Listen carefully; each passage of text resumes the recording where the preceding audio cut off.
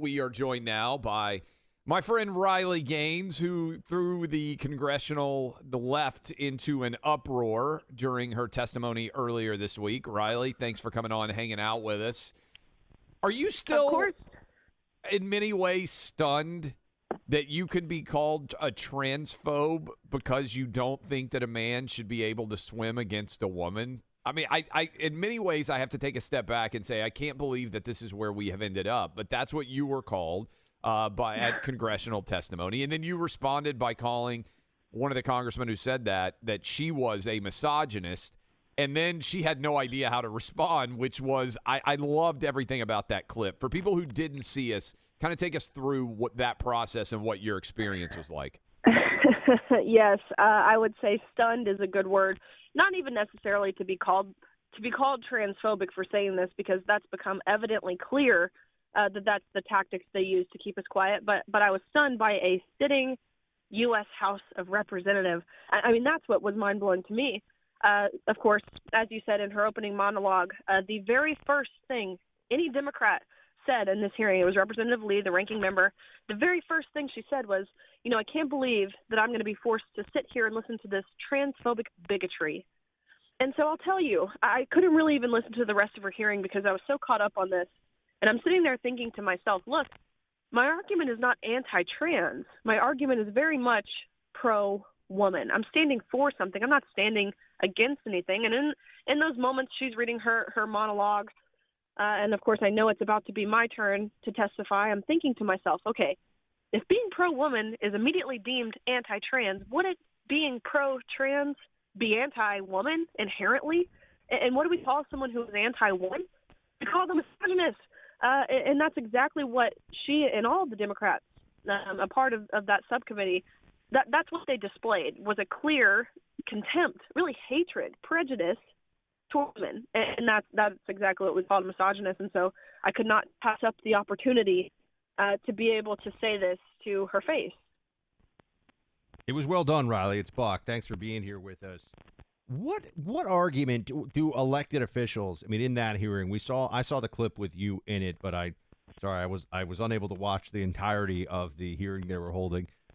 What argument do these Democrat politicians make that it is not? I don't know how to say this other than just to say it, that it's not clearly insane to let biological men compete in athletics against women, just in terms of what we all know the results will be and all the rest of it. Like, what is their argument even made, or is it just they throw words like transphobic at you? Well, I'll just say I don't blame you for not watching it. I mean, it's 4 hours of being berated, and exactly as you said, name calling. What I thought was so interesting, and again, something I took note of while sitting there, every single Democrat deflected from the issue entirely and pointed towards things like abortion or the Violence Against Women's Act or the Equal Rights Amendment, which historically Republicans are labeled woman haters for voting in opposition of. They pointed to that the entire time. They know science isn't on their side. They know common sense, logic, reasoning. No, that's not on their side. And that's why they resort to the things they do. One thing I thought was incredibly interesting, I thought to myself before this hearing, I knew they were going to deflect, but I said to myself, well, there's no way they can pull the race card here, which they love to do. And you bet your bottom dollar they did pull the race card. They went as far to say that segregating sports by sexes is the same as what we went through in the civil rights movement. So, first of all, good job in Lady Ballers. You have a cameo in there. It was good to see you at the premiere. That movie's been very well received. What did you think of the movie, by the way? I thought it was really funny, but also I didn't expect it to be so heartwarming at the end. For people who don't know, this is the Daily Wire comedy. Both Riley and I are in. We went to the premiere on Wednesday at here in Nashville, our hometowns. What did you think of it? When they initially reached out to me to be a part of this, I said no. I thought to myself, I don't want to make lighthearted of an issue I take very seriously. I didn't think it would be a good look. And at the time, of course, I didn't think it would be appropriate to laugh at this. But I prayed about it is what I did, and I thought about it. And after doing those things, I thought to myself, this is actually exactly what we need. And it's what the left does so well. They've overtaken the public square in just about every realm, of course, academia, of corporate America, of course, in entertainment as well. It's time we fight back. And the way we fight back is with smiles on our faces. And so I ended up calling back the day before filming. They had already, it was amazing they were even able to accommodate anymore. And I told them after thinking about it, I would love to be a part. And of course, they did a phenomenal job, not just with the production and the acting, but you're exactly right. The storyline was incredible. And I got choked up at several points throughout. And Clay, it was actually your character that had me choked up at first in the movie, because you were the character that no one had in real life.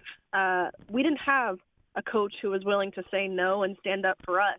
And that's, of course, like I said, the character you played. And so watching that, I wished we had that. But it was amazing. I couldn't have been more impressed with what they did with that film. Yeah, for people who don't know, I play a women's basketball coach who, when boys come out pretending to be girls, I just, say no, and call out the farce of it, which, as you are pointing out, is far too uncommon in all of athletics. There's a lot of coaches out there who are cowards when they're confronted by this. Speaking of cowardice, also this week, and I know you've seen the clips, we had the presidents of Harvard, UPenn, and MIT refuse to condemn genocide when it comes to campus speech there, and say that it's not actually hate speech, that it doesn't violate codes. You're going all over the country speaking on college campuses, and I couldn't help but think about that from your perspective. They won't let you, many of these universities, freely speak and say men shouldn't be able to compete against women because they are worried that it violates their speech codes, but they're fine with people walking around calling for the genocide of Jews. That had to strike you also as pretty unbelievable to hear what you heard in that hearing as well. Gosh, this hearing was the same day as my hearing, and so I was on Capitol Hill watching. And man, I will tell you, I was so taken aback because I'm sitting there listening to this, and it occurred to me, it only took the beheading, the rape, the torture, the killing of innocent people for these prestigious, or what used to be considered prestigious, universities. It only took those things for these universities to finally stand for free speech. I mean, it was, not only is it disheartening, I think it's actually incredibly chilling. It's a pretty scary sign that universities, that's what it takes for them to stand for our freedoms as Americans. But you're exactly right. I've been canceled off these universities. Harvard tried to cancel my speech. I wasn't allowed to speak at Penn State. It's mind-blowing. And I don't know how more people don't see it. I don't know how more people on the left aren't calling this what it is, which, again, is blatant anti-Semitism. That's clear as day. And, of course, after this hearing, what I thought to be interesting is each and every one of these presidents from these universities then took to their social medias to post, let me be clear, we don't stand with genocide or calls for genocide. But I can guarantee you what caused that was, of course, they got to get a teleprompter in front of them. But also, I'm sure they were getting calls from donors and different things because the public is outraged by this, and rightfully so. Riley Gaines, everybody. Riley, keep up the fight. Always appreciate you. Thanks for making time for us here today. I certainly will, and thank you guys. Good stuff. Riley also, by the way, has a podcast she does at OutKick. I'm proud to have her working with us in addition to all the other things that she's doing there. But you really should go watch some of the clips of that testimony if you haven't already seen it. And